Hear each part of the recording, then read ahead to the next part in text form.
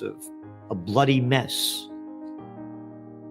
It's hardly being reported in the mainstream media.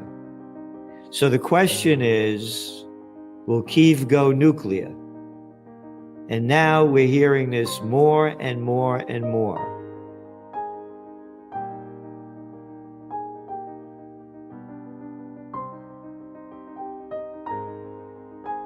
You're hearing the guy that played the piano with his Vladimir Zelensky, who's the president of Ukraine, warning day after day that the Russians are going to blow up their nuclear power plant, the one in Ukraine that they're occupying. This is the person that CNN's interviewing him. He goes to the White House. Look at everybody. Look how happy they are. Look at, this is a guy, this is how f***ed up things are. We are on the verge of nuclear annihilation. The preachers for peace. Where are they? The Jews, the Christians, the Muslims. Hey, the Buddhists. Yep. Hey, the Quakers. Where are the Quakers? Are they getting an earthquake? Where are they? Where's everybody? We're on the verge of nuclear annihilation. But we'll tell you what to do in case a nuclear bomb goes off. Yeah, this is my advice. Bend over and kiss your ass goodbye. The stupidity that faces building shelters and stuff. No one's talking about peace. Where are all the religions? I'm not one of these people that say they're priests and ministers. I'm the deacon of the Universal Church of Freedom, Peace, and Justice. And I fight for freedom. I have rallies. I speak out for it. I do everything I can for it and go to rallies. Good boy Zelensky rejects peace talks. And that little face over there that head of NATO, Stoltenberg, came out today, and he was saying there's no time for peace either. And that only Ukraine will decide what to do. No, they won't. Russia's going to win this. White House transfers cluster bombs to Ukraine. U.S. President Joe Biden has green-lighted a supply of cluster munitions to Ukraine as part of the Pentagon's 42nd arms package to Kyiv. The United States, NATO, and its allies ramping up the war to keep it going. The damage that it's done, again, physically, mentally, and spiritually, is incalculable. It's a whole new world. Yes, here's the way I see it. Now, this is as a trend forecaster. Yep. If we don't change it, it's going to be hell on earth. Palestinian militants opened fire on Israeli armored vehicles that entered the occupied West Bank city of Jenin on Monday. Militants opened fire on Israeli armored vehicles that entered occupied territory?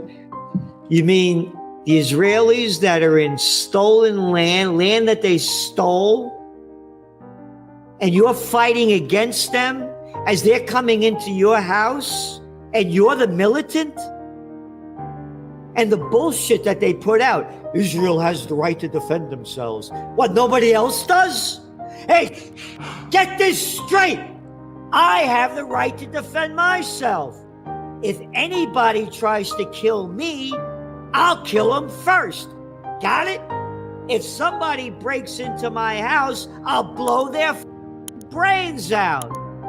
The United States-led coup of Viktor Yanukovych in 2014, the democratically elected president of Ukraine. Yes, democratically elected according to the international observers. Right. That the United States overthrew because he made a deal. He was going to make a deal. Ukraine's been busted since the breakup of the Soviet Union. And according to the European Union, the most corrupt country in Europe, he needed money. He was going to make a deal with the IMF and the EU. And Putin said, listen, I got a better deal for you. We'll give you lower interest rates and I'll lower the price of your oil. Okay, we'll go with you. No, you won't. No, you won't. So people have no idea of how these things were going, how they started. All they know is the propaganda that they swallow. We are in World War III. What happened with this Wagner group, and now there's information that the United States intelligence knew about it. Did it have anything to do with it? They have just ramped up the Ukraine war. And now Russia's going to ramp it up as well. And this will really make you happy. This thing's going to go down big, it's going to go down hard, and it's going to go down fast.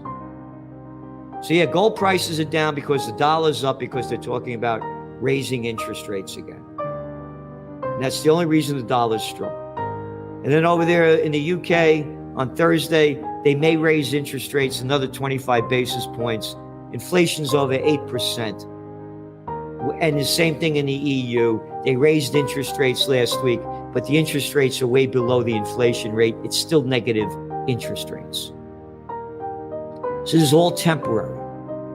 But don't worry, when all else fails, they take you to war. Sergei Karaganov. Here's why Russia has to consider launching a nuclear strike on Western Europe.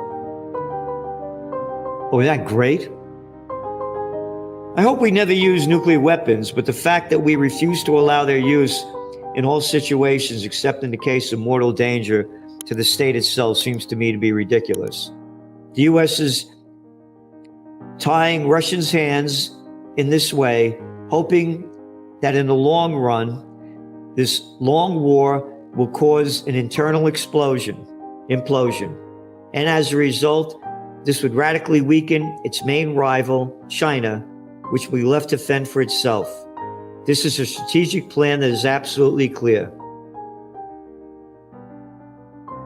And he goes on to talk about why they should use a nuclear weapon if they have to. As protests against the judicial reform escalate and its airport is shut down, Israel launches biggest military operation against Palestinians in decades. Netanyahu's hardline coalition takes hold amid surge in violence against Palestinians. When all else fails, they take you to war, just like they're taking us to the Ukraine war.